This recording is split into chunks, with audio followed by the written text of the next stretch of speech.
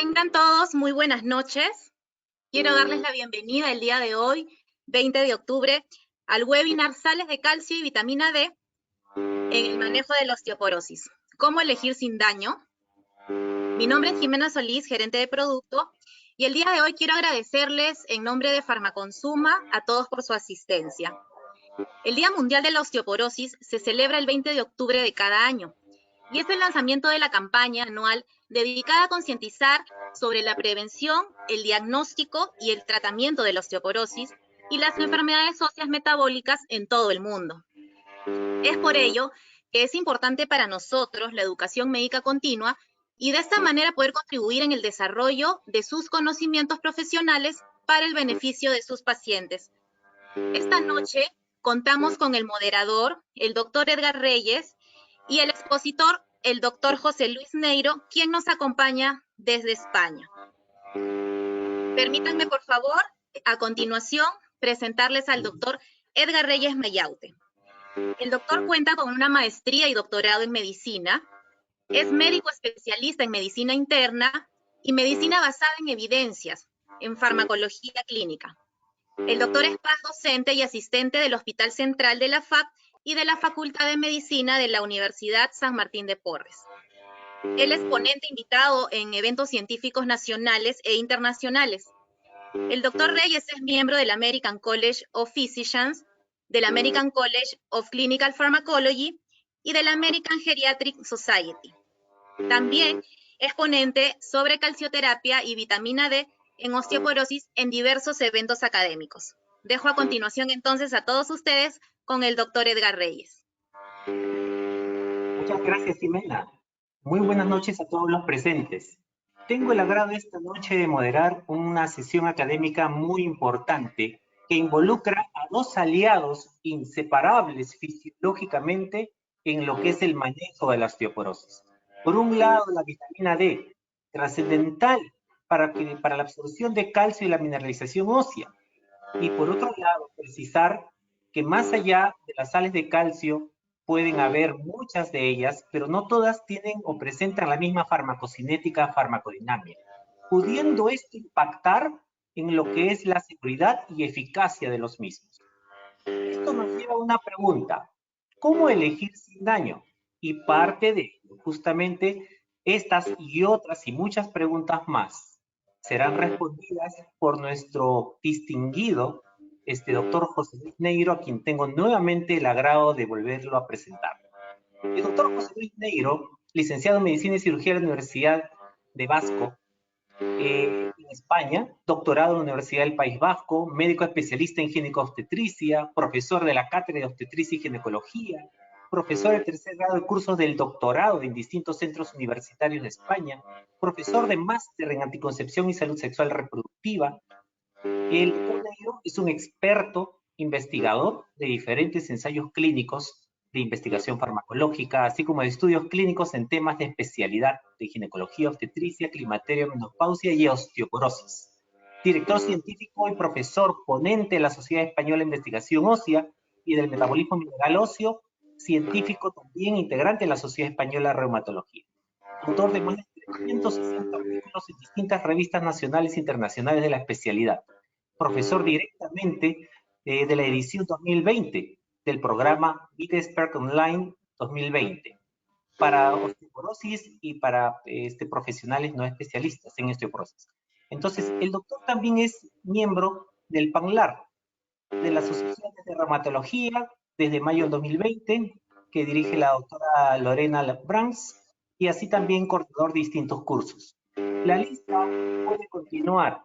En realidad, yo creo que si es el 10% o menos, con temor a equivocarme, el doctor Neiro pues realmente tiene un currículum asombroso. En realidad, no continúo porque el doctor Neiro ya se encuentra ansioso por ilustrarnos su presentación. Más preámbulos, doctor Neiro, el auditorio es todo suyo. Gracias. Muchísimas gracias, doctor Reyes. Yo creo que ahora están recibiendo bien mi pantalla y ahora lo único que tengo que hacer es tratar de verla yo. La ven bien, ¿verdad? Tengo que empezar por decirles la enorme satisfacción que me produce estar hoy entre ustedes en un día tan señalado como el 20 de octubre, que celebramos cada año el Día Mundial de la Osteoporosis. Y desde ese punto de vista tengo que agradecer profundamente a Farmaconsuma la enorme posibilidad que nos concede para charlar de un tema que a veces lo dejamos un poco medio de lado y que sin embargo es uno de los más importantes en el manejo clínico de la osteoporosis en consulta.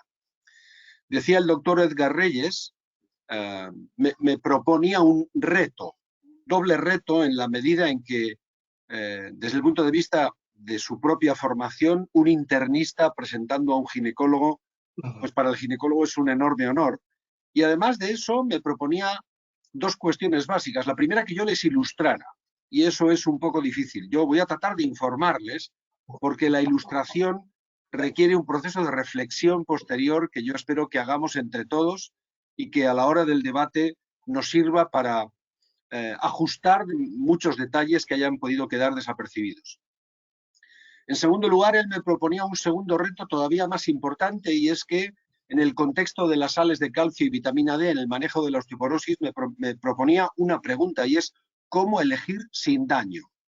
Y esta pregunta, viniendo de un internista y dirigida a un ginecólogo, entre comillas, metido a internista y un poco de tapadillo, supone para mí un reto que voy a tratar de vencer, o por lo menos tratar de afrontar con la mejor de las posibilidades durante estos próximos 30 o 35 minutos.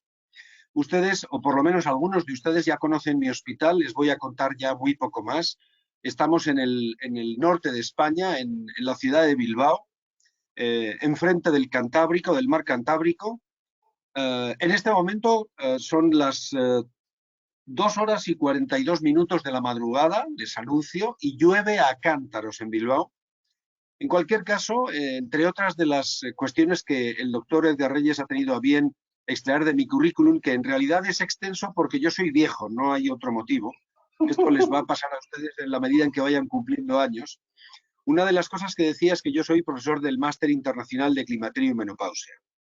Esta es una maestría que depende de 3 universidades, 2 en Europa y 1 en México, que la habilitan para la formación continuada, y este es el chiste, como dicen en México, que es 100% en línea, de tal manera que cada cual desde su propio consultorio, desde su propio ordenador, en su propia casa, con muy diferentes razones para hacerse con una maestría universitaria, puede orientar su tiempo de manera absolutamente flexible. Esto es lo más importante, porque es una maestría importante con 60 créditos del Sistema Europeo de Créditos Universitarios y que abarca 1.500 horas para recordar todo lo que tiene que ver con la endocrinología ginecológica, con una tasa de acierto, como ven ustedes, de hasta el 97% de satisfacción por parte de los alumnos. A lo largo del programa académico dividido en 11 módulos, ustedes van a poder tener la oportunidad de recordar todo lo que tiene que ver con las hormonas sexuales femeninas y masculinas, desde la menarquia hasta la menopausia y más allá, tratando de revisar las cuestiones de la enfermedad y la mortalidad en la mujer.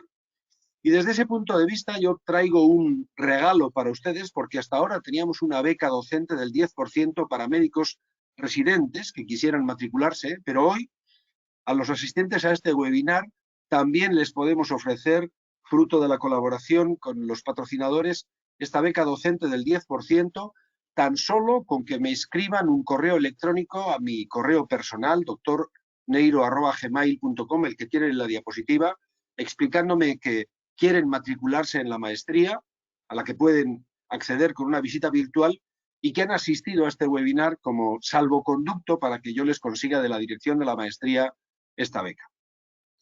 Les decía hace un minuto que el doctor Edgar Reyes me ha propuesto un reto o un par de retos muy importantes que yo afronto ciertamente con gallardía, no me voy a echar para atrás.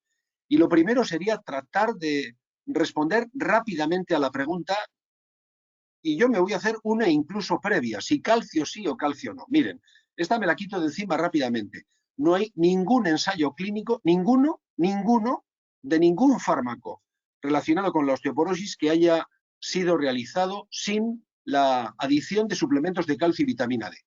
Para empezar, En algunos ensayos clínicos incluso se ha ajustado el nivel de vitamina D y el nivel de la ingesta de calcio previamente a iniciar el estudio. Pero inmediatamente después, una vez aleatorizado el paciente a recibir fármaco o a recibir placebo, incluso los grupos de placebo han llevado siempre calcio y vitamina D en dosis variables. Fundamentalmente, ¿por qué? Porque las necesidades de calcio y de vitamina D no son cubiertas habitualmente por la alimentación, al menos en la mayoría de las mujeres y en la mayoría de los lugares del mundo. Y esto es muy importante. Y desde ese punto de vista tengo que, además de responder a la primera pregunta, darles una gran disculpa. Fundamentalmente porque el calcio y la vitamina D son una de las más importantes parejas de baile que podemos obtener en la medicina interna. Hay otras varias, la insulina y el glucagón, como ven ustedes, la paratormona y la calcitonina, que no son tan próximas. Pues bien, yo voy a tratar de hablar fundamentalmente de calcio, porque si fuera a hablar también de vitamina D de forma exclusiva, eso me llevaría por lo menos 1 hora y media y seguramente no tenemos tanto tiempo, por lo que me disculpo ante ustedes porque voy a enfatizar más en las sales de calcio que en la vitamina D. Y ahí siempre en medicina, con la segunda pregunta que me planteaba el presentador de cómo elegir sin daño, hay una relación riesgo-beneficio que los médicos estamos acostumbrados a manejar en consulta. El calcio y la vitamina D, dicen unos, son muy buenos para reducir el riesgo cardiovascular y el riesgo de fractura, que es lo más importante. Y otros dicen, cuidado, cuidado. Seguramente nadie ha demostrado suficiente efecto y además pueden resultar perjudiciales para los eventos cardiovasculares. Esta pesada losa es la que yo voy a tratar de analizar con ustedes a lo largo de los siguientes minutos, tratando de emitir pocas opiniones. Voy a procurar decir poco de lo que a mí me parece para utilizar sobre todo los niveles de evidencia científica y aludir a los más altos niveles de evidencia científica para determinar cada una de las cuestiones de las que vamos a debatir en los próximos 25 o 30 minutos. Por empezar por algún sitio, seguramente sería una buena cosa empezar por lo que dicen las guías internacionales. Y por aquello del chauvinismo, ¿verdad? Yo voy a empezar por la guía internacional española, que me proporciona la Sociedad Española de Investigaciones y Metabolismo Mineral ya en el año 2010. En aquel momento decían escuetamente que el suplemento de calcio y vitamina D puede aportar un 20%, que no es poco, en la reducción del riesgo de fractura que se consigue con los diferentes fármacos que vayamos a utilizar en la osteoporosis. A partir de ahí hay algunas, digamos, interpretaciones distintas, ¿verdad? La posición de la National Osteoporosis Foundation dice que obtener el calcio, ligar el calcio con o sin vitamina D, supone diferentes evoluciones para estos suplementos de sales cálcicas, de las que después ya veremos cómo elegir. En cualquier caso, la ingesta recomendada del calcio por todas esas entidades que tienen ustedes ahí, el Instituto de Medicina, la NOF, la International Osteoporosis Foundation, más o menos, y referido al tema de las mujeres, lo dejan en aproximadamente 1000 miligramos al día hasta los 50 años, y a partir de ahí normalmente se pasan hasta 1200 miligramos al día, con diferencias muy importantes en las recomendaciones de vitamina D según las diferentes sociedades. El Colegio Americano de Endocrinología y la Asociación Americana de Endocrinólogos Clínicos, respecto de la vitamina D, dice que es una de las condiciones de los estilos de vida que hay que modificar en los pacientes que tienen osteoporosis, incluso para antes de empezar el tratamiento farmacológico. Y desde ese punto de vista ellos recomiendan estar siempre en un nivel de 25 hidroxivitamina D por encima o igual o superior a 30 nanogramos por mililitro. Y eso lo consiguen habitualmente con entre 1000 y 2000 unidades de vitamina D3. La ingesta adecuada de calcio, todo el mundo recomienda que sea de calcio dietético, a través de los lácteos fundamentalmente, de las verduras de hoja verde, del salmón. Pero les recuerdo, para los que quieran utilizar el salmón, que todo lo que sabemos del salmón y el calcio lo sabemos para el salmón salvaje. Y el salmón de piscifactoría tiene unas 10 o 15 veces menos calcio que el salmón salvaje. Y ya les anuncio que somos muy pocos los que hemos tenido la oportunidad de tomar 2 o 3 veces en la vida salmón salvaje. Yo concretamente las veces que he estado en Canadá o en el estado de Washington, en Estados Unidos, porque realmente el salmón que comemos en Europa, 99% es de piscifactoría. y el que comen ustedes probablemente en Perú, probablemente también. Desde ese punto de vista, deberán ustedes llegar con su paciente a 1.200 miligramos al día y además limitar el alcohol. En 2020, en enero de 2020, la misma Asociación de Endocrinólogos publica un update, una puesta al día de su guía anterior de 2016 y nos dicen que en las mujeres hasta los 70 años, hasta los 70 años hay que tener siempre más de 1.200 miligramos de calcio, corrigen un poco lo que habían dicho anticipadamente, y hacen un establecimiento de ingesta de calcio por edades que tienen ustedes en la diapositiva y en la que no me voy a detener más. Desde el punto de vista de la Unión Europea, analizando los costos, solamente los costos que suponen la introducción de calcio y vitamina D en la reducción del riesgo de fractura, nos dicen que ellos admiten una reducción significativa del 15% de la fractura osteoporótica, pero quieren analizar cuánto dinero nos cuesta, porque esto con las enseñanzas británicas en Europa nos preocupa mucho. Miren, esta es la lista de todos los países de la Unión Europea que analiza el costo que supone la utilización de calcio y vitamina D en la reducción del riesgo de fractura. Como lo ven poco, me voy a focalizar un poco en España y vean ustedes, miren, si utilizáramos el coste total de las fracturas por fragilidad en un año, en España nos gastamos 250 millones de euros de forma directa. Si le diéramos suplementos de vitamina D y de calcio a todas las personas que las necesitan, gastaríamos hipotéticamente 93 millones y medio, y eso supone aproximadamente un ahorro neto solo por calcio y vitamina D de 158 millones de euros. Desde ese punto de vista, despreocúpense ustedes del primero de los mensajes de que el calcio y la vitamina D sea caro. No es cierto, ahorra mucho dinero. Y desde el punto de vista del repaso de cómo lo necesitamos a lo largo de la vida, ustedes saben que la suplementación de calcio nos es necesaria para el mantenimiento de una homeostasis que tiene que ver con la contractilidad muscular. El calcio es el ion de la vida. Sin calcio no hay acortamiento, no hay entrecruzamiento de actina y de miosina con acortamiento de la fibra muscular y por tanto no hay contractilidad. Ustedes no podrían parpadear, ni yo hablar, ni mover las manos, pero lo que es más importante, no podríamos mover nuestro corazón sin una determinada cantidad muy estable y muy finamente regulada en el organismo de calcio plasmático. Y eso, si tenemos en cuenta que la mayoría del calcio viene de la dieta, supone favorecer la absorción intestinal, supone también regular la excreción renal de calcio y mantener un nivel de calcio muy importante que en un individuo de mi tamaño, que debe pesar unos 85 kilos, supone entre 1 y 1,5 kilos de calcio acumulado en el esqueleto. De tal manera que ese intercambio de calcio diario supone una entrada y salida continuada del esqueleto con los procesos de modelado y de remodelado óseo, pero finalmente hay que tener en cuenta también las pérdidas obligadas de calcio con las heces, que hace que al final el organismo tenga muy diferentes mecanismos de homeostasis para mantener una calcemia en alrededor de 9, 9,5, sin pasar de 10,5 en sangre periférica. Pues bien, diferentes entidades internacionales nos dicen cómo optimizar la ingesta de calcio y de vitamina D a través de la dieta y nos dicen que más o menos deben ustedes mantener entre 1.000 y 1.200 miligramos de calcio y aproximadamente tendrán que llegar a tener unas 2.000 e incluso 4.000 unidades de vitamina D diariamente. Y esto se consigue difícilmente con la dieta. La pregunta del $1.000.000 que tendríamos que manejar una vez que hemos suplementado nuestras dietas y hemos conseguido esos buenos niveles de vitamina D y de calcio es si realmente son capaces ellos solos de reducir el riesgo de fracturas. Y por eso les decía que voy a tratar de opinar poco y dar más datos epidemiológicos y sobre todo datos con buen nivel de evidencia. Metaanálisis. Miren, reducción significativa de todas las fracturas del 13% con intervalos de confianza que no incluyen la unidad. Por tanto, calcio y vitamina D en la reducción del riesgo de fractura, sí.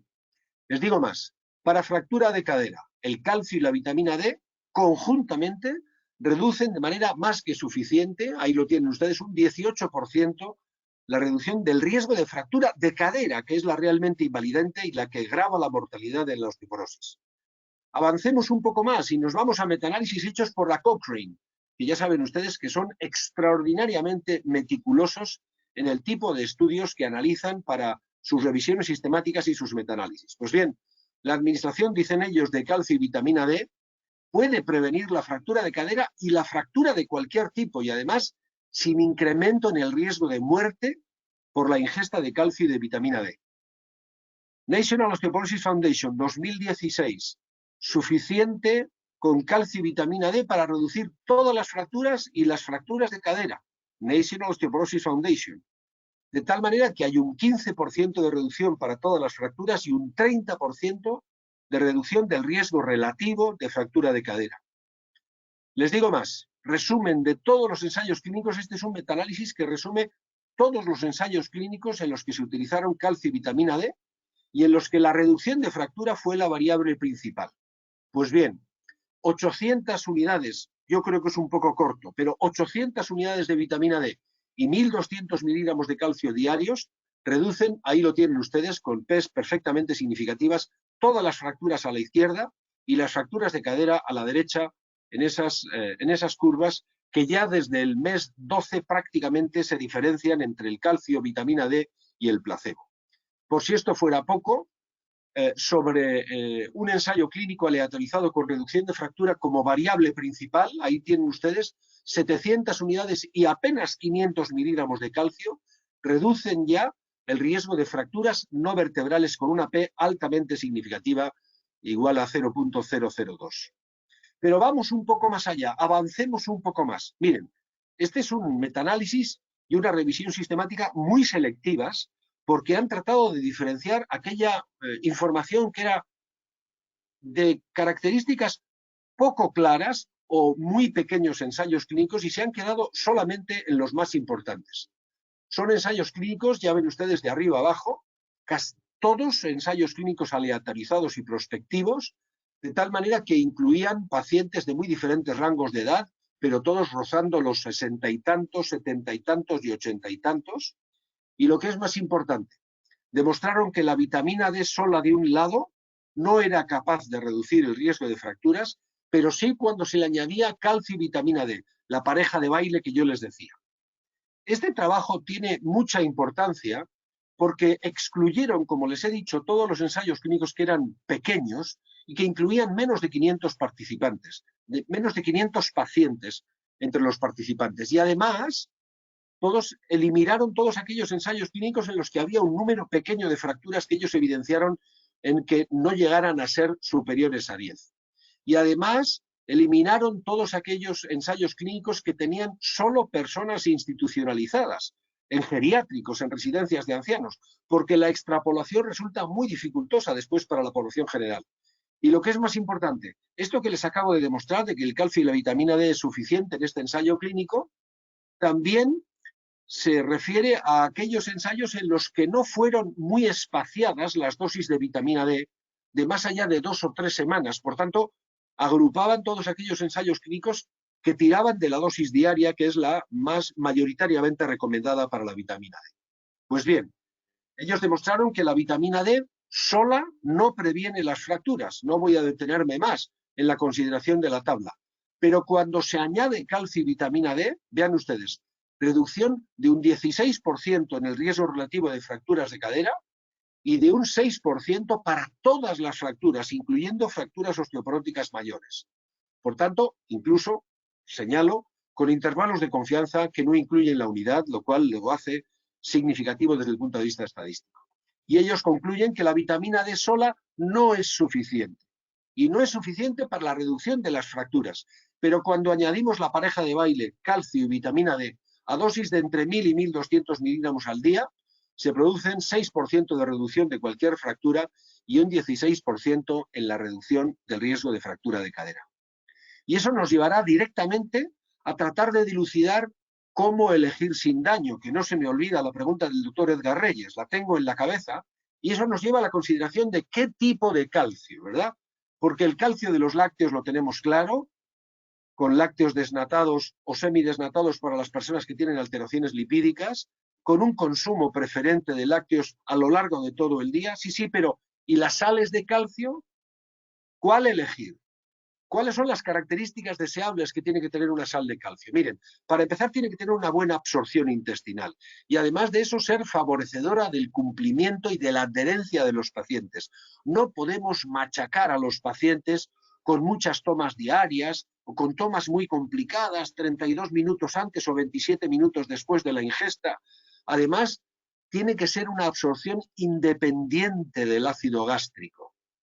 Fundamentalmente porque estamos hablando en muchas ocasiones de personas muy mayores que tienen protectores gástricos con facilidad. Y esto nos lleva a la consideración de que nuestra sal cálcica ideal tiene que ser de absorción independiente del pH gástrico y a poder ser que no incremente el riesgo de litiasis renal, porque hay una máxima por ahí, lo habrán escuchado muchas veces, un mito, ¿verdad? Que no, yo no puedo tomar calcio porque a los 22 años tuve un cólico renal. Bueno, no estaba claro qué era. ¿Y cuántos años tiene usted, doña Engracia? 79. ¿Y ha vuelto a tener algún otro episodio de litiasis cálcica, algún otro episodio de cólico renal? Dice, no, pero lo pasé muy mal con 22, que todavía me acuerdo, majo. Te dice doña Engracia, como razón para argumentar no poder tomar calcio. Vamos a respetarlo. Primero, buena absorción. Miren, el pico de calcio sérico es un 46% mayor. Un 46% mayor para citrato cálcico que para carbonato cálcico. Y lo que es más importante, también el calcio urinario es mayor con citrato cálcico que con carbonato cálcico. La pregunta es si eso es capaz de disminuir más la PTH. Y les recuerdo, por ejemplo, que en mi consulta, apenas soy un triste ginecólogo, yo tengo más del 10,5% de mis pacientes con hiperparatiroidismo secundario, normalmente debido a déficit de vitamina D. Pues bien, la sal de citrato cálcico, que es la que les estoy presentando esta noche, se absorbe más que el carbonato cálcico y por tanto disminuye más la PTH. Y disminuir la PTH es la garantía de la salud ósea, fundamentalmente porque la PTH, ustedes saben que es la hormona más hipercalcemiante que hay y es la que, cuando hay leves descensos de la calcemia, inmediatamente se pone en marcha la PTH para ir a rascar calcio allí donde hay mucho, y ya les he dicho que el reservorio fundamental es el esqueleto. Por tanto, mantener silente, tranquila, en reposo la PTH es una garantía de salud, de que no se va a movilizar el calcio de nuestro esqueleto para estabilizar la calcemia. Eso lo tenemos que conseguir a base de la ingesta de calcio, de la vitamina D y de una buena absorción intestinal, sin que la PTH se ponga en marcha para determinar unos buenos niveles de calcemia. Y desde ese punto de vista, el citrato cálcico, por ejemplo, disminuye mucho más los marcadores biológicos de resorción ósea que carbonato cálcico, cuando se han hecho estudios comparativos head to head. Ahí lo tienen ustedes, no solamente los CTX, sino también los NTX y cualquier otro marcador biológico de resorción ósea que ustedes consideren. Desde el punto de vista de la adherencia, nosotros sabemos hoy que cualquier cosa que mejore el llevar la administración posológica a una vez al día va a mejorar sencilla y definitivamente la adherencia. Se adhieren muchos menos pacientes con 4 tomas al día que con 3 que con 2 y con 2 que con 1. Por tanto, procuremos que sea una única toma al día para mejorar la adherencia farmacológica con cualquier tratamiento que vayamos a poner. Y desde ese punto de vista, ¿cuántas pastillas o sobres de calcio toma usted al día? Pues de ordinario, la mayoría de los pacientes, el 75%, les hayamos comentado lo que les hayamos comentado en nuestra prescripción, nos dicen que toman una al día. Y eso hay que considerarlo fundamentalmente porque desde el punto de vista farmacocinético y farmacodinámico que decía el doctor Reyes, no todas las sales de calcio son iguales. Efectivamente, tiene más calcio elemental el carbonato cálcico que el citrato. Pues elijamos el carbonato, cuidado, cuidado, porque es menos biodisponible, es mucho menos soluble, además tiene una absorción rápida mucho peor que la del citrato, y desde ese punto de vista la adherencia al tratamiento se favorece significativamente más con citrato cálcico que con carbonato cálcico. Y esto es escasamente de octubre de 2019, recién publicado en una revisión sistemática de enfermedades metabólicas y endocrinológicas. De tal manera que En estos momentos, si revisamos todas las indicaciones para citrato cálcico en diferentes ensayos clínicos, vean ustedes que se ha utilizado la medida de administrar citrato cálcico buscando fundamentalmente ensayos clínicos aleatorizados, estudios de cohorte y citados por todas las guías internacionales. Por tanto, el citrato cálcico parece que hoy es el top de todas las sales elegidas por la mayoría de los diseñadores de ensayos clínicos, de los diseñadores de estudios de cohorte y de los revisores de los documentos de consenso de la mayoría de las guías internacionales. Y no se me olvida, una de las causas fundamentales de abandono de los tratamientos y de la repulsión de los pacientes al calcio es que, les recordaba yo, doña Engracia, con 78 años, me decía que ella no podía tomar calcio porque tuvo un cólico renal a los 22 años. Miren, efectivamente parece que tenemos un problema. El New England publicó datos del WAI de 2006 que revolucionaron el mundo del calcio y la vitamina D para peor, porque decían en ese ensayo clínico del Women's Health Initiative que la litiasis renal de las pacientes que habían tomado calcio y vitamina D se incrementaba un 17%. Por si no fueran malas las noticias del WAI que nos trajo en relación con la no prevención secundaria de la patología cardiovascular o con el leve incremento no significativo, nunca significativo del riesgo de cáncer de mama, además en 2006 nos machacan diciendo que la adición de calcio y vitamina D incrementa un 17% la litiasis renal. Y yo creo que merece la pena que profundicemos un poco, con permiso de los internistas, me va a perdonar el doctor Edgar Reyes que me meta en camisa de 11 varas, que revisemos, como digo, cuál es la etiología de la litiasis renal. De ordinario, en ausencia de enfermedades metabólicas que tengan que ver con el manejo de las proteínas y el ácido úrico, de ordinario la litiasis renal se forma fruto de la adición, de la suplementación de cristales de oxalato cálcico que se unen entre ellos y forman cristales primero microscópicos y después macroscópicos, de tal manera que esa formación de cristales depende de algunos factores morfoanatómicos, de la inclinación de la pelvis renal, del número de grados que forman, por ejemplo, las pelvis renales en la formación de la salida del uréter, pero también de promotores de la cristalización y de inhibidores de la cristalización, que eso es muy importante. ¿Cómo se comporta en este contexto clínico el citrato de calcio? Pues miren, el citrato de calcio, para empezar, es un potentísimo inhibidor de la formación de cristales de oxalato cálcico porque compite con el oxalato. Lo que tiene es una acción quelante del oxalato cálcico, de tal manera que el citrato de calcio evita la formación de cristales de oxalato cálcico, que es la base fisiopatológica, al margen de las hiperuricemias, que son otro problema metabólico distinto, para la formación de la litiasis renal. Y desde ese punto de vista, citrato cálcico no solamente no incrementa la litiasis de doña Engracia con 78 años, sino que es capaz de reducir el riesgo de formación de litiasis renal que nos achacaban que incrementábamos un 17% con los datos del WAI, seguramente porque se utilizaron sales de carbonato cálcico.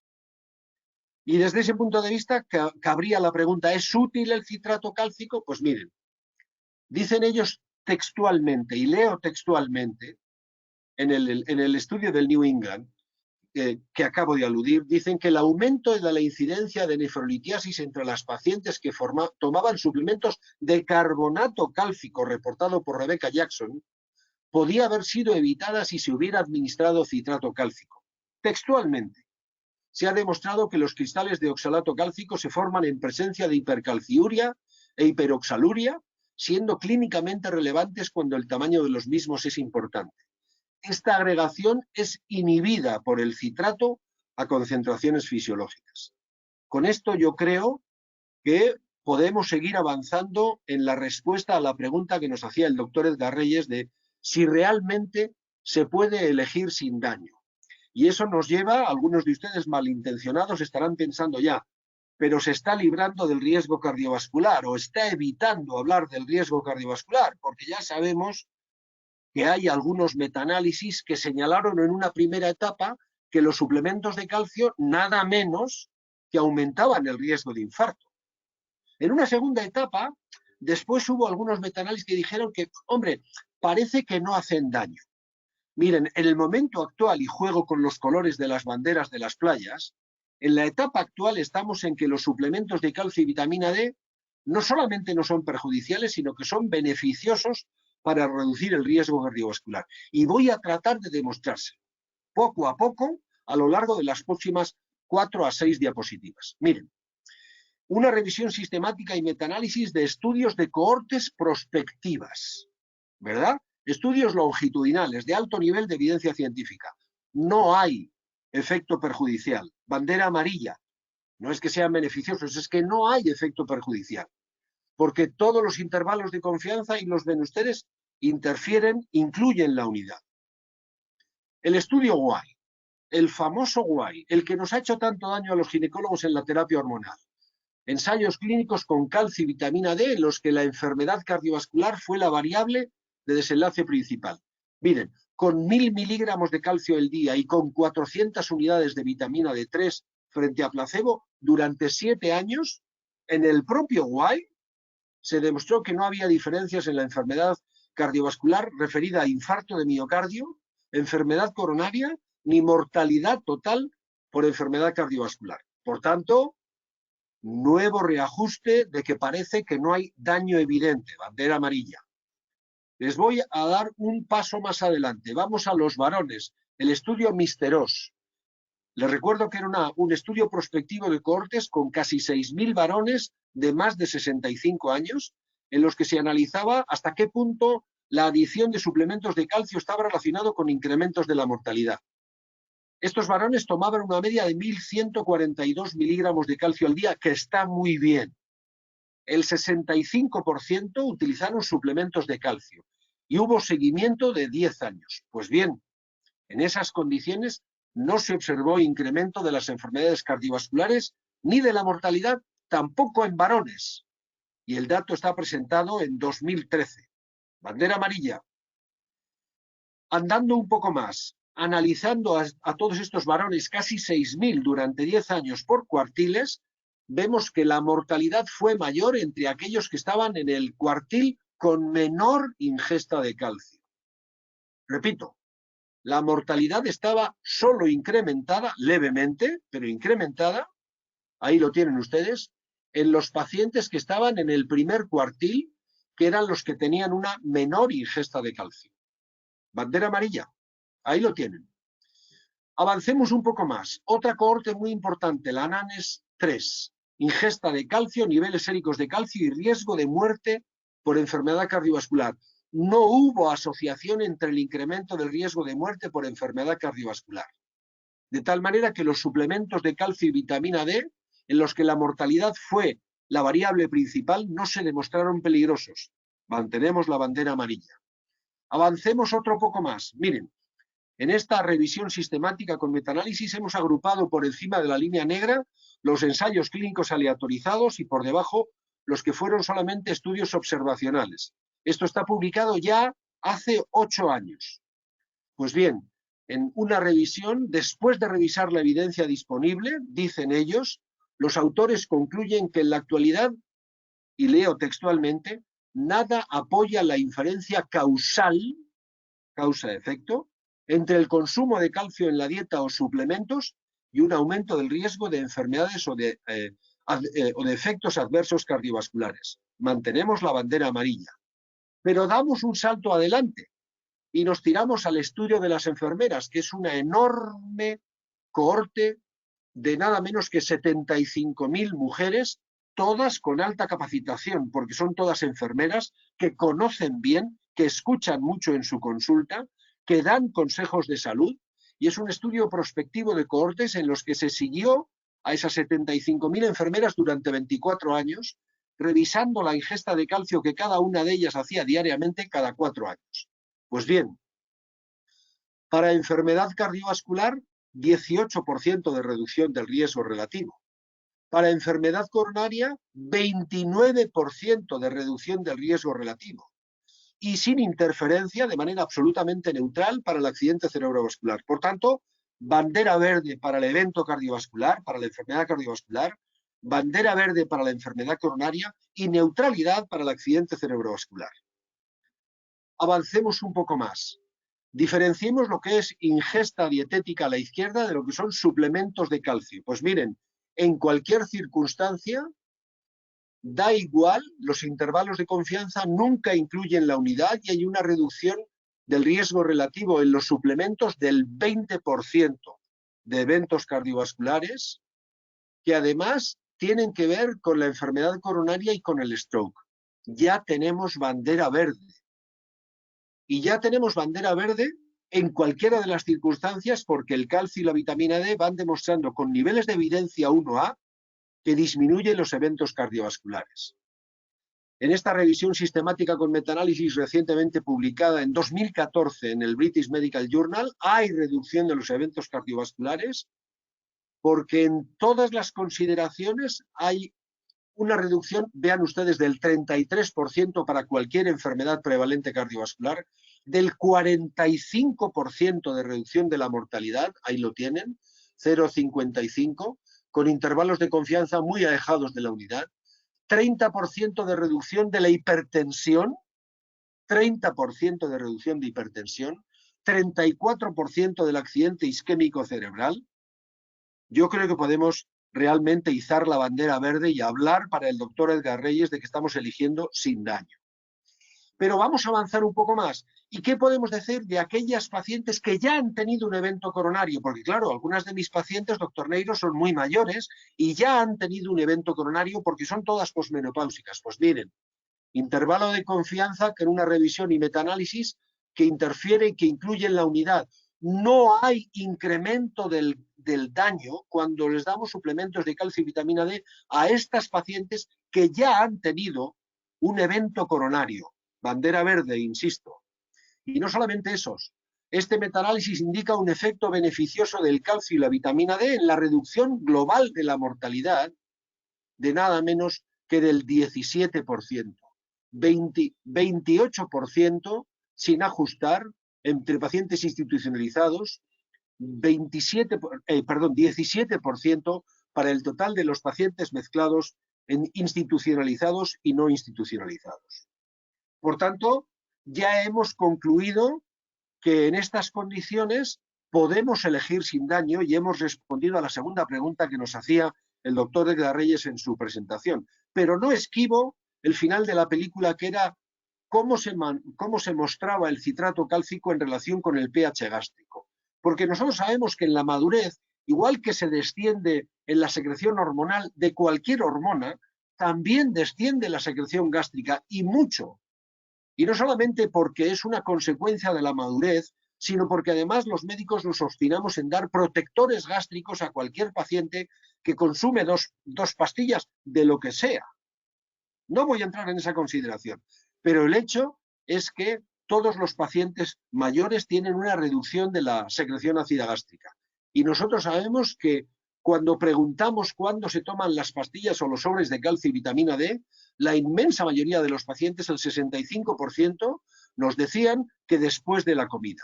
Pues bien, desde el punto de vista de la ingesta de calcio, tenemos que decir que el citrato de calcio inhibe la absorción del hierro en un 49%, muchos puntos por debajo de lo que lo hace el carbonato cálcico.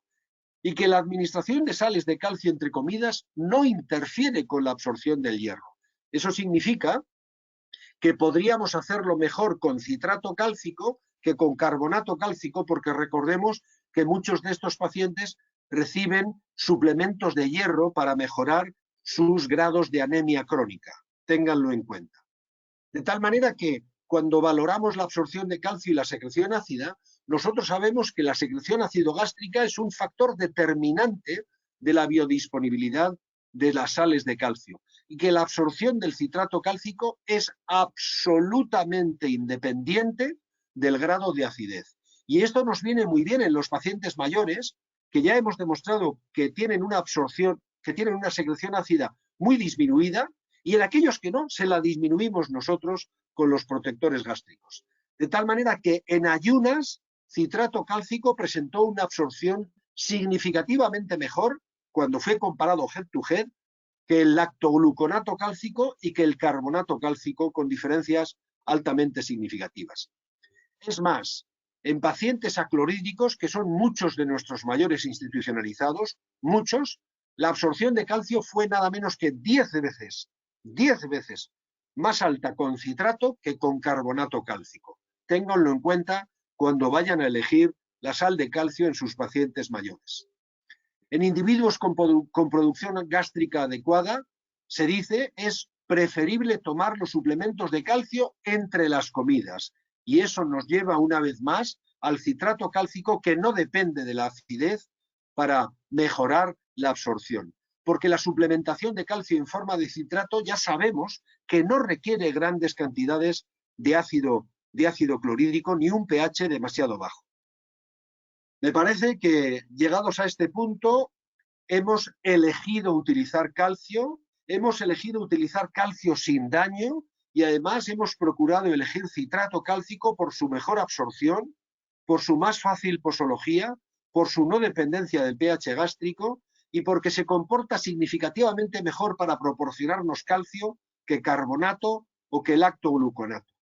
Desde ese punto de vista, yo quiero dejarles siempre con una duda, porque hacer ciencia, como decía Descartes en el discurso del método, era mantener siempre la duda metódica como base argumental en la medida en que somos científicos, porque los criterios para validar una única causa para una enfermedad tienen hasta 9 criterios distintos que tienen ustedes en la diapositiva, de acuerdo con las enseñanzas de Austin Bradford Hill.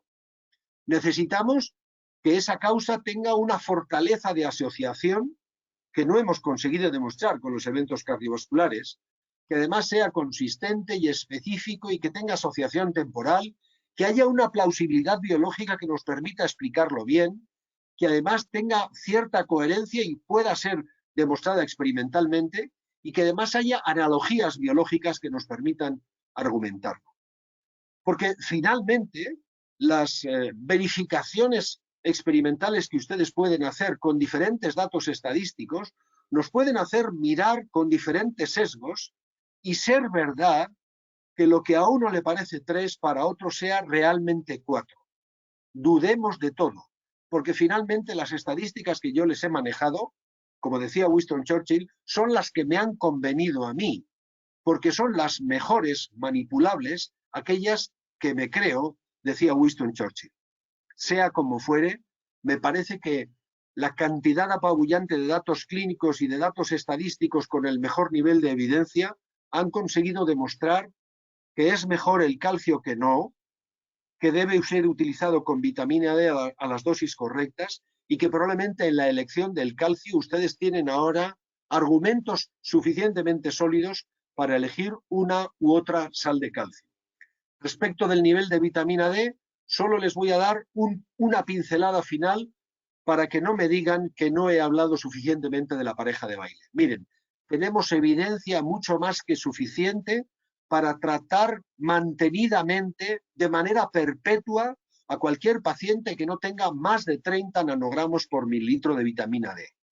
Hay suficiente evidencia científica como para definir que se reduce la mortalidad por cualquier causa, que se reducen los eventos cardiovasculares, que se reducen los cánceres, no solamente el cáncer de colon, sino el cáncer de mama y probablemente también el cáncer de próstata con buenos niveles de vitamina D superiores a 30. No sabemos qué pasa por encima de 30 porque no tenemos cohortes suficientes con vitaminas D de 40, de 50 o de 60. Pero déjenme recordarles que con ensayos clínicos con 5.000 casos de cáncer de mama asistidos por el mismo grupo de manera sistemática y continuada, ya se ha demostrado que las pacientes que tenían vitamina D de 60 o más tenían 8 veces menos riesgo de tener cáncer de mama que aquellas que tenían 20 o menos nanogramos por mililitro de 25-hidroxivitamina D. Ténganlo en cuenta para la suplementación de las pacientes con vitamina D. Y les dejo, como siempre, con dudas metódicas para que no se dejen ustedes engañar. Miren, la osteoporosis y la enfermedad cardiovascular son enfermedades crónicas que lamentablemente pasan asintomáticas durante mucho tiempo. Y un único nutriente, el efecto de un único nutriente es pequeño porque estamos hablando de una vida de 20, 30 o 40 o 50 años de enfermedad. Los estudios sobre riesgo-beneficio de los suplementos son muy cortos en el tiempo y por eso hay que dudar de todo, porque los ensayos clínicos además no suelen estar diseñados para valorar la dosis-respuesta. Por otra parte, los métodos para medir la ingesta son muy limitados porque dependemos de encuestas que hacemos a los pacientes y los estudios además no suelen valorar el estado nutricional de los pacientes. Recuerden que solo algunos ensayos clínicos en la osteoporosis han igualado primero a los pacientes por ingesta de calcio y por nivel de vitamina D antes de empezar el ensayo clínico. En líneas generales, podemos decir que los ensayos clínicos aleatorizados establecen poco seguimiento del cumplimiento y de la persistencia.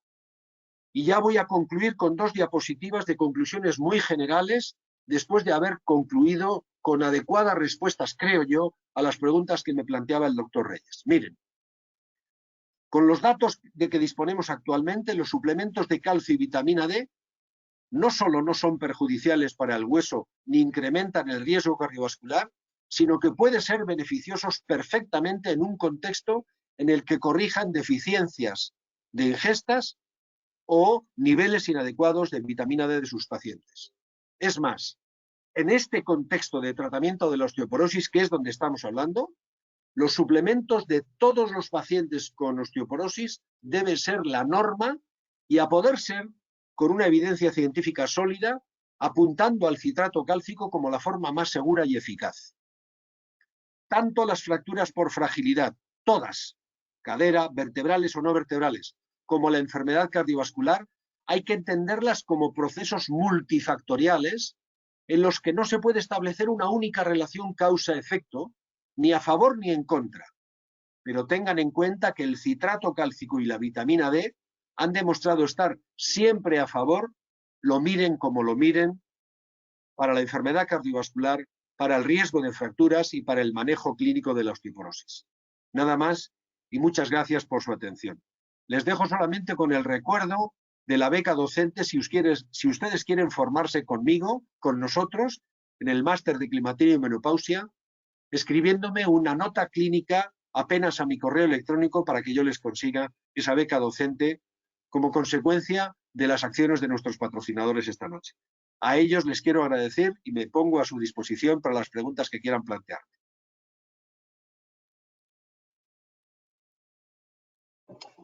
Muy bien. Muchísimas gracias, doctor José Luis Neiro. Una brillante presentación a la cual ya nos tiene bastante acostumbrado. Vamos a pasar al rol de preguntas. Esta etapa de preguntas, a ver, tengo algunas que vienen llegando acá a la mesa. Y si bien es cierto, me llegó a mencionar el doctor Neiro algo sobre la vitamina D. El doctor Luis Dankers pregunta, ¿a partir de qué dosis diarias sería tóxica la vitamina D? No estamos seguros. No estamos seguros porque no hay nadie que haya demostrado, lo sabe bien el doctor Dankers, me pregunta para que me permita lucirme, porque él sabe mucho más que yo de vitamina D y le mando un entrañable abrazo desde aquí a mi buen amigo Lucho. Pero nadie ha demostrado, hasta donde yo sé, nadie ha demostrado que una determinada dosis de vitamina D nos lleva a niveles de toxicidad. Yo lo voy a llevar a los temas de las dosis. De los niveles. Vean ustedes. En general hablamos de deficiencia muy severa cuando estamos por debajo de 10. De 10 a 20 hablamos de déficit. De 20 a 30 hablamos de insuficiencia. Y todo eso requiere tratamiento.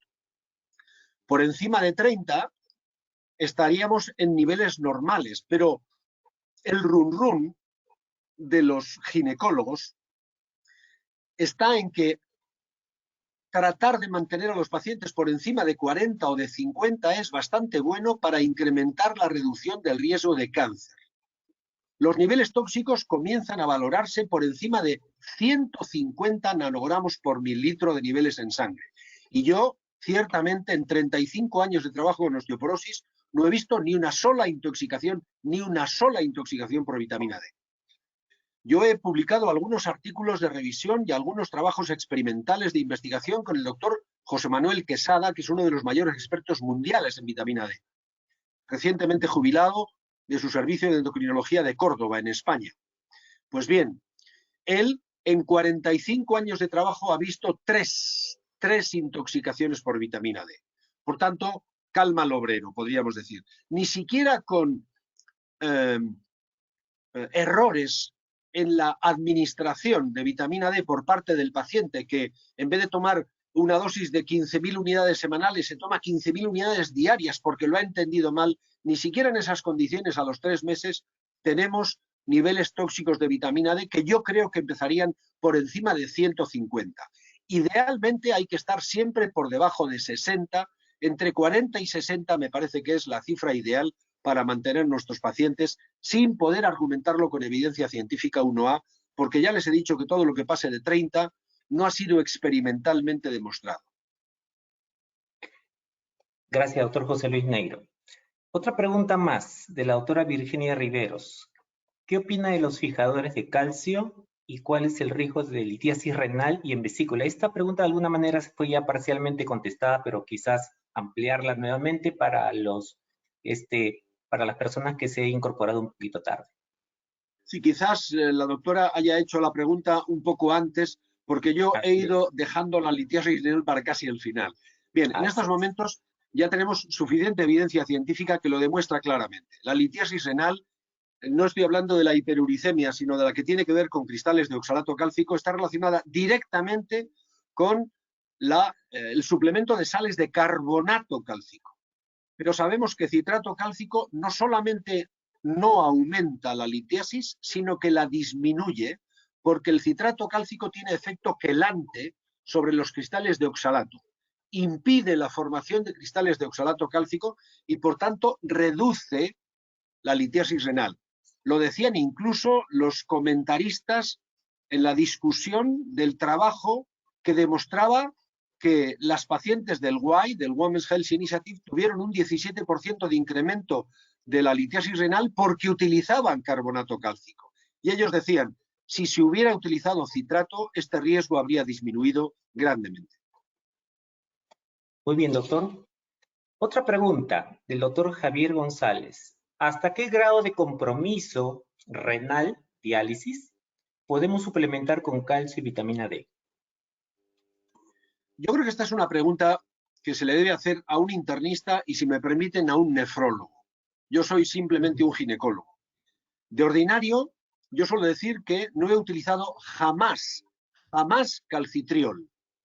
El calcitriol es la forma biológicamente activa de la vitamina D, porque es un producto farmacológico que contiene 1,25 de hidroxicolecalciferol. Lo que utilizamos en clínica es D3, que es colecalciferol, digamos el antecesor de la transformación hepática, o bien calcifediol, que es 25-hidroxivitamina D, la que sale del hígado para ir al riñón. Los ginecólogos en general, cuando tratamos la osteoporosis, utilizamos calciferol, colecalciferol o calcifediol, pero yo nunca he utilizado calcitriol. ¿Por qué?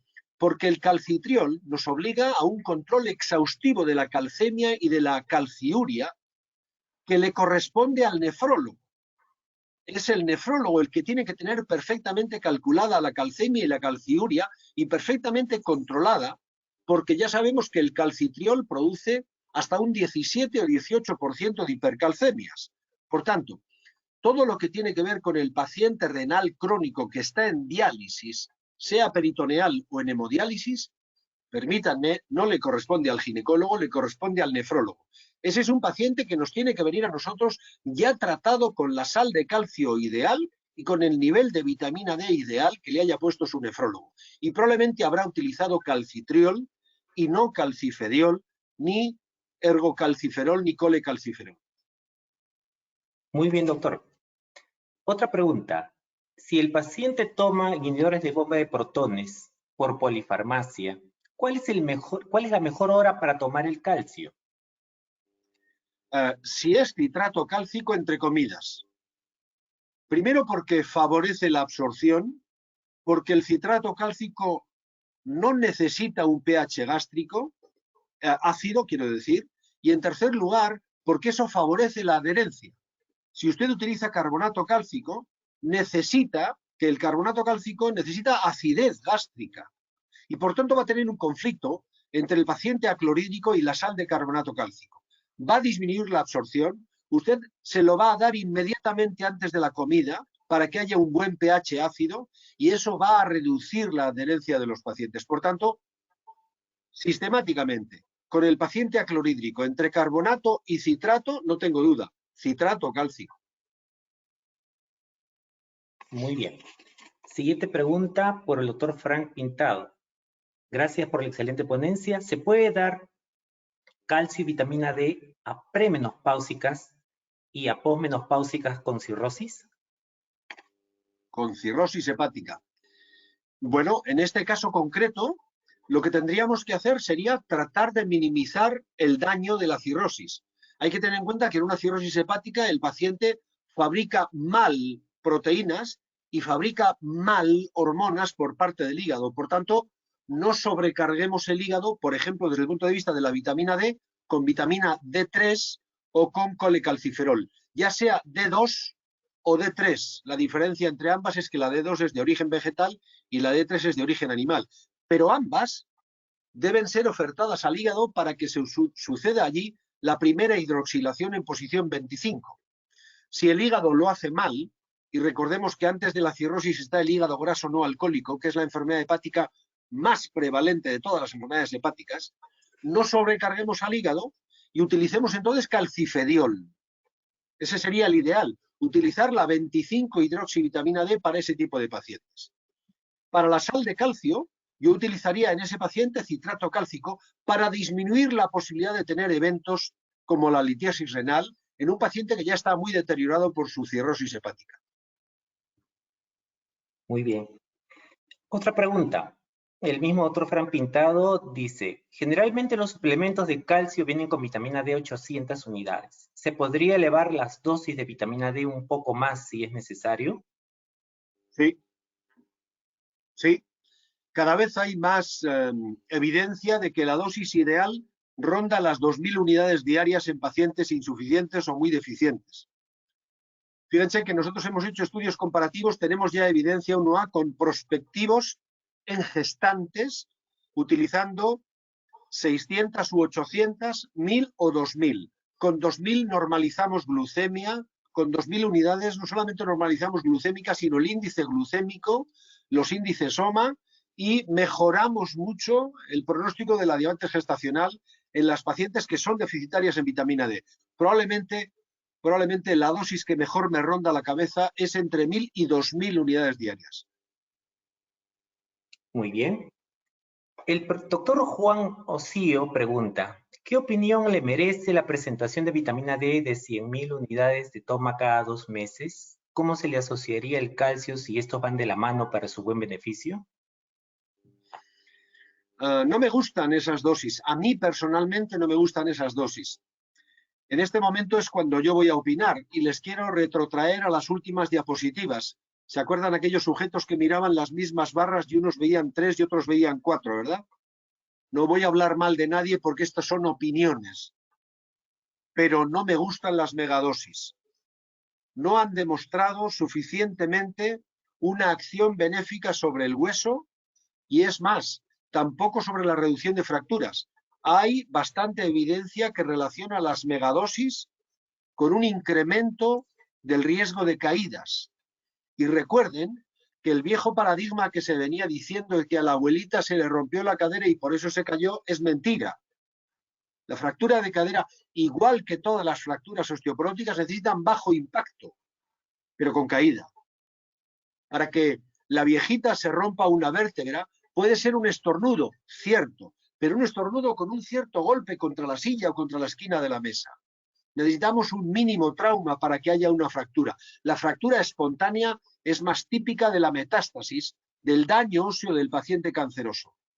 Bien, por tanto, si necesitamos caída con bajo impacto para la fractura osteoporótica, recordemos que hay bastante evidencia que dice que las megadosis incrementaron el riesgo de caídas y no fueron capaces de reducir significativamente el riesgo de fractura. No me gustan las megadosis, no me gustan. Otra cosa serían las 50.000 unidades, las 100.000 están ahí en el límite, pero no me gustan en general. A mí personalmente, insisto que esta es una opinión basada con los datos de la evidencia que les he contado ya. Gracias, doctor José Luis, por su respuesta. Otra pregunta de la doctora Rosario Inguil. ¿Podría no suplementar citrato de calcio con vitamina D sin ningún medicamento antirresortivo o fijador de calcio en pacientes con densitometría ósea normal? Bueno, me plantea una duda metódica. La paciente tiene densitometría normal, no sé cuál es el nivel de vitamina D y tampoco sé cuál es su nivel de ingesta de calcio. Yo, antes de darle suplemento de calcio y vitamina D a alguien con densitometría normal, me sentaré 10 minutos, le haré un análisis de 25-hidroxivitamina D y además evaluaré con esa persona punto por punto cuál es su desayuno, su comida y su cena estándar de un día cualquiera para hacer aproximadamente un diario semanal de cuál es su nivel de ingesta dietética de calcio. Porque puede resultar extrañamente, pero puede resultar que esté ingiriendo 1.200 miligramos de calcio y no haya que darle calcio suplementado. Extraño, pero podría suceder. Entonces, frente a la pregunta de si hay que dar calcio y vitamina D sin saber nada más a alguien que tiene una densitometría normal, le diré, no, moléstese un poco en la anamnesis, hagamos un poco de consulta y evaluemos la ingesta de calcio y los niveles de vitamina D.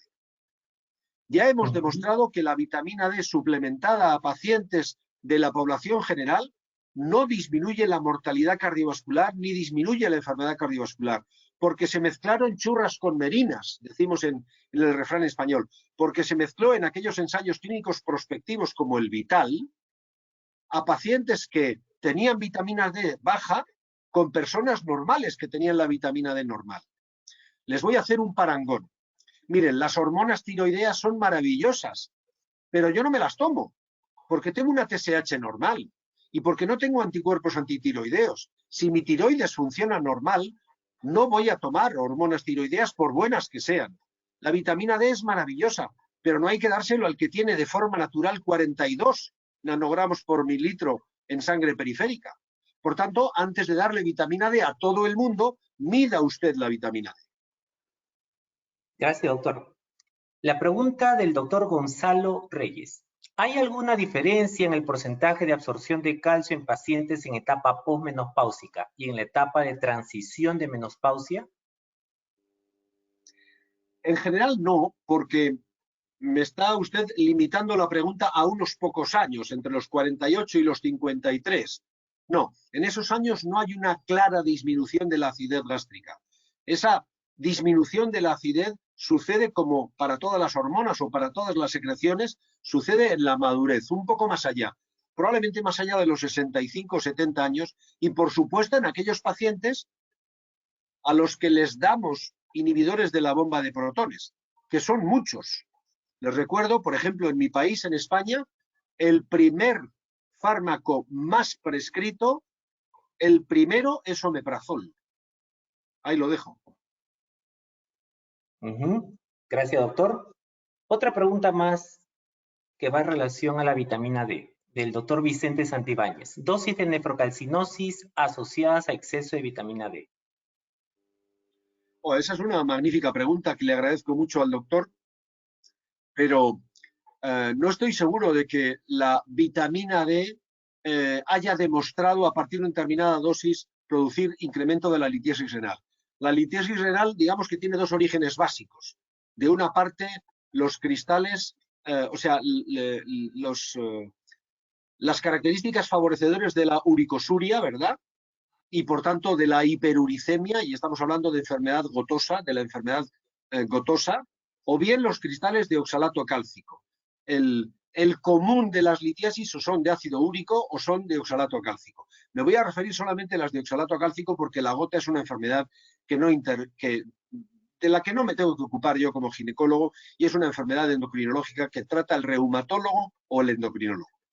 Si hablamos de cristales de oxalato cálcico, ya sabemos que lo podemos reducir con citrato cálcico si el paciente necesita suplementos de calcio.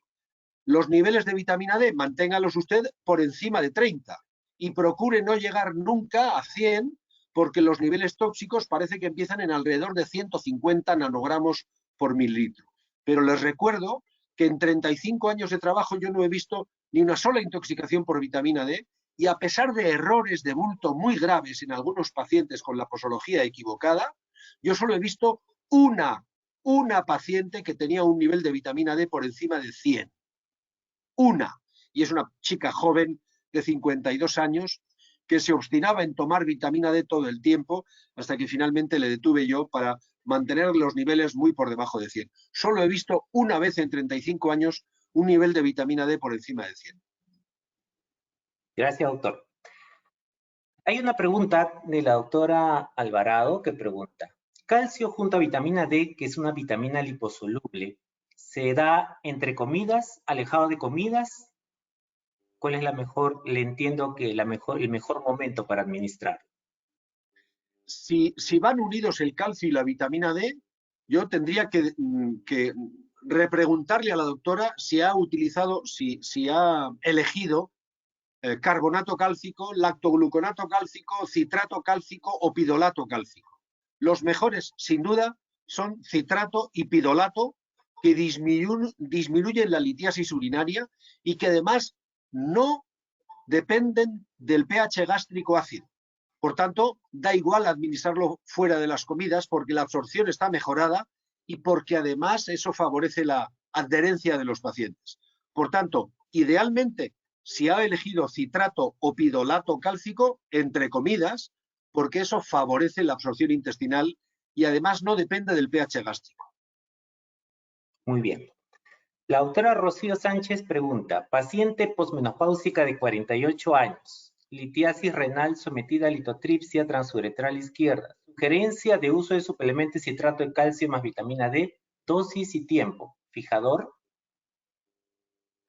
Pues dosis y tiempo, me pregunta usted, yo le diría, ¿cuál es la ingesta de esta paciente? Primero, analicemos cuál es su nivel de ingesta. Segundo, analicemos cuál es su nivel de vitamina D. Midamos la vitamina D. Tercero, analicemos cuáles son las causas de la litiasis renal. ¿Qué tipo de litiasis tiene? Si fue de oxalato cálcico o fue de ácido úrico. En segundo lugar, ¿qué enfermedades hay detrás de esa litiasis? Porque si es una litiasis que ha sido sometida a litotricia, puede ser un único cálculo o que la paciente haya tenido varias litiasis con varios cálculos que ha sido sometida a varias litotricias. Por tanto, con esos tres factores considerados, la historia clínica de la paciente, el nivel de ingesta de calcio y el nivel de vitamina D, yo elegiría una forma u otra de sal de calcio, idealmente siempre citrato para esta paciente, un nivel de vitamina D u otro con una dosificación de acuerdo a su nivel de vitamina D. Y el tiempo, pues miren, si yo a una chica, permítanme la vaguedad, si a una chica de 48 le he pillado con una vitamina D de 8, de 10, quiere decir que su organismo pertenece al grupo de pacientes que tiene muy disminuida la secreción del complejo hormonal D. Y por tanto, mientras yo le dé, va a responder bien, pero en cuanto cese la administración, 2 o 3 meses después, su organismo va a estar igual. Porque si a los 48 tenía 8 nanogramos o 10 nanogramos por mililitro de vitamina D, a los 58 o a los 68, no espere usted que esté mejor, estará peor si no suplementa usted con vitamina D, porque la tendencia natural por encima de los 45 es secretar cada vez menos vitamina D de manera continuada, para unas personas más y para otras menos, pero todos de forma general disminuimos la secreción de vitamina D conforme aumenta nuestra edad. Gracias, doctor. El doctor Javier González pregunta: ¿cómo podríamos medir el pico de masa ósea? ¿A qué edad? ¿Qué parámetros? ¿Y desde qué edad podemos suplementar calcio y vitamina D como prevención primaria? Me hace preguntas como para conformar un curso de osteoporosis. Le diré, mire, la densitometría hay que medírsela a todas las personas, hombres o mujeres mayores de 65 años. Y entre la menopausia y los 65 años, hay que medírsela a aquellas mujeres que tengan otro factor de riesgo, el que sea. Por ejemplo, menopausia y fumadora. Por ejemplo, menopausia y baja ingesta de calcio. Por ejemplo, menopausia y obesidad. Por ejemplo, menopausia y empleo de hormonas tiroideas. Por ejemplo, menopausia y fumadora. Por ejemplo, menopausia y grandes periodos de amenorrea previos en la época premenopáusica. Por ejemplo, menopausia y utilización de drogas que son contrarias al metabolismo mineral, como corticoides, inhibidores de aromatasa o cualquier otra circunstancia. Por tanto, densitometría a cualquier paciente, mujer u hombre de más de 65 años, para ver cómo están. Y entre los 45 y los 65, si la paciente es menopáusica y tiene cualquier otro factor de riesgo sobreañadido. Y desde ese punto de vista, de acuerdo con la densitometría, responda usted en función de las características densitométricas de la paciente y de la historia personal de la paciente. Este es un doctor que probablemente sería bueno que se uniera a nosotros en la maestría de climaterio y menopausia, porque la pregunta que me hace compendia prácticamente todo lo que tenemos que saber de osteoporosis y es imposible responder en apenas un par de minutos. Correcto, doctor. Bueno, en realidad se han presentado otras preguntas que tienen relación a lo ya previamente explicado por el doctor Neiro, algunas preguntas que ya se han repetido. No quisiera dejar en el aire la pregunta de la doctora Limaimanta, que si bien es cierto, está en relación al calcio, pero no a la población del día de hoy. Pero si el doctor tiene bien a contestarla, dosis de calcio para gestantes. Y con eso cerramos el panel de preguntas. Esa es una magnífica pregunta, pero la gestante, digamos que tiene una necesidad de calcio un poco mayor que la población no gestante, porque las guías internacionales hablan de unos 1000 miligramos hasta los 50 o 52 años de las mujeres, y a partir de los 50 o 52 años lo suben a 1200 miligramos. Pues para la gestante casi todo el mundo está de acuerdo en considerarla de este segundo grupo, como si tuviera 52 años, y las necesidades de calcio en la gestante suelen ser de 1200 miligramos al día. Pero idealmente de calcio dietético. Siempre ideal, mucho mejor que el citrato, es el calcio dietético. Lo que pasa es que ya les anuncio yo, y probablemente el doctor Reyes, que es internista, me dará la razón, variar las condiciones dietéticas de nuestros pacientes exige muchísimo esfuerzo intelectual y mucha labor de educación. Requiere mucho tiempo en la consulta, porque a un adulto de 40 años es muy difícil cambiarle la forma de comer. Es el ideal cuando come mal, pero incorporarle los lácteos a un paciente que no ha estado acostumbrado nunca o que ha recibido los inputs de las malditas influencers que dicen, que hablan del veneno blanco, que si la leche, que el hombre es el único animal que después del destete consume leche, y una porra. Miren, ¿cuántas veces han visto usted un gatito adulto que se niegue a tomar un platito de leche calentita? ¿Cuántas veces han visto un gato que no tome leche calentita que le ofrece su ama? O un perro. El problema del león adulto es que la única manera de conseguir leche es mamárselo de las ubres de la leona recién parida. Acérquese usted a la leona recién parida y trata de quitarle la leche de sus 8 o 10 cachorros. Verá el bufido que le mete la leona. Eso lo sabe muy bien el león. Por eso trata de comerse a los cachorros para matarlos, para que la leona vuelva a entrar en celo y volver a copular con ella. Pero ningún animal adulto mamífero rechaza la leche como alimento. El único problema es que no tienen acceso a ella.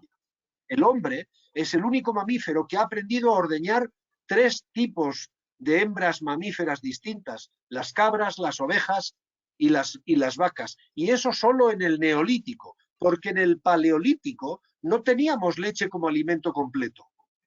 No teníamos leche porque éramos cazadores. Cuando en el Neolítico nos hacemos sedentarios y llegamos a las cuevas e incorporamos la agricultura y la ganadería, aprendemos que la leche es un alimento muy completo y lo incorporamos a nuestra dieta. Pero eso son solamente hace 7 o 10.000 años. Hace escasamente 7 o 10.000 años. Por eso la mitad de la población mundial es intolerante a la lactosa. Los que pertenecemos al grupo de mamíferos más evolucionados, que hemos desarrollado lactasa y los genes fabricantes de lactasa, que no somos intolerantes a la lactosa, no tenemos ningún problema para tomar lácteos a lo largo de la vida. Pero recuerden, la mitad de la población mundial es intolerante a la lactosa y no van a poder tomar lácteos, por lo menos líquidos. Sí podrían tomar yogures o cuajadas, que es leche en las que ya ha intervenido la lactasa. O tomar lactasa como suplemento farmacológico de la farmacia para poder tomar leche. Pero las personas que son intolerantes a la lactosa son muchas. Y les recuerdo además que los adultos que no toman frecuentemente leche y lácteos van disminuyendo su capacidad de fabricar lactasa, con lo cual la intolerancia a la lactosa va creciendo conforme aumenta la edad. Y para los 65 o 70 o 75 u 80 años, el porcentaje de población intolerante a la lactosa es mayor del 50%. Por eso recuerden que los suplementos de calcio son mejores con calcio dietético mantenido durante toda la infancia, durante toda la juventud, durante toda la época fértil y durante toda la posmenopausia. Porque si no, terminarán ustedes teniendo que utilizar citrato cálcico para todo el mundo. Muy bien, doctor Neiro, le agradecemos, estamos muy agradecidos por su participación. Y luego de todos estos discernimientos, permítame, con su permiso, poder sacar rápidamente algunas conclusiones. Número uno, como ya lo venía mencionando, difícilmente los requerimientos de calcio y vitamina D son adquiridos en la dieta. Y muchas veces la osteoporosis es considerada una enfermedad pediátrica porque, como usted muy bien lo menciona, desde etapas tempranas no hay prácticamente la cultura ni el hábito de la ingesta que hace que no se tenga un buen pico de masa ósea a los 18 años de edad y a los 30, donde llegan a su pico máximo. Entonces, generalmente ya en la posmenopausia prácticamente se llegan a dar en parte las manifestaciones de esta ingesta deficiente que existe en el dietético. Existen datas de diversos estudios nacionales, inclusive internacionales, que mencionan que el requerimiento de calcio al día no llega entre el 25 y el 30%. O sea, la población llega en un 25 a 30% solamente a cubrir los requerimientos diarios de calcio. Eso es bastante pobre. Y obviamente contribuye a la conclusión de que estos en la dieta es muy difícil adquirirlos y por lo tanto la suplementación es importante. Segunda conclusión, los ensayos clínicos demuestran que es el binomio, la pareja que usted muy bien menciona, la pareja de baile, son los que reducen en realidad los riesgos de fractura de manera significativa. Una tercera conclusión de que el citrato de calcio va a ser la mejor sal de calcio hasta el momento con mayor biodisponibilidad independientemente de la acidez, del pH. Va a reducir mayor la paratormona y sobre todo los marcadores de resorción ósea. Además, el citrato, como también lo ha mencionado en distintas oportunidades, es un potente inhibidor de la formación de cristales de oxalato de calcio, y siendo uno de los mecanismos por los cuales es la mejor sal para poder administrarlo a los pacientes que sufren de urolitiasis y que por lo general tienen una tendencia genética. Finalmente, calcio y vitamina D no son perjudiciales, sino por el contrario, son beneficiosos para la salud cardiovascular, reduciendo eventos cardiovasculares. No podemos despedirnos, estimado amigo y maestro, doctor José Luis Neiro, sin antes dejarlo con sus palabras finales para todo el auditorio. Muchísimas gracias, doctor Reyes. Solamente quiero hacerle una pequeña matización. Cuando usted dice que la osteoporosis es una enfermedad pediátrica, yo suelo decirle a los internistas que me dicen eso, no, es una enfermedad obstétrica. Y es una enfermedad obstétrica porque el niño se gesta durante 9 meses dependiendo de la ingesta de calcio de su mamá gestante. Por tanto, si no aseguramos la ingesta de calcio incrementada de la gestante, vamos a hacer un inadecuado desarrollo fetal, un inadecuado desarrollo somático, vamos a recortar el peso al nacimiento y vamos a hacer que ese niño tenga dificultades para hacer su pico de masa ósea. Por tanto, podríamos decir que la osteoporosis, siendo una enfermedad pediátrica, se gesta durante el embarazo. Como resumen, gracias. No tengo otro resumen que gratitud. Gratitud enorme, primero al doctor Edgar Reyes, a mi querida amiga Jimena, que nos whatsappeamos y nos emailizamos continuadamente, Le recuerdo a Jimena que me debe respuesta al último correo. Estamos siempre como en un partido de tenis, tuya, mía, me debe respuesta. Gracias a Farmaconsuma, que utiliza sus recursos para la formación médica continuada. Gracias por permitirme ofrecer esa beca docente de la maestría. Y sobre todo, y más importante que nada, gracias a los asistentes. Para mí es un honor estar entre ustedes. Lamentablemente no puedo estar en persona. Me hubiera gustado terriblemente estar hoy en Quito o en Arequipa, yo qué sé, o en Cusco, y después irme a cenar con algunos de ustedes y tomarme una copa de buen vino después de un buen aperitivo con un pisco sour, pero de momento no va a poder ser y les agradezco profundamente que después de todo un día de trabajo, yo sé que han llegado a casa molidos o que están todavía en el consultorio, se hayan conectado con nosotros.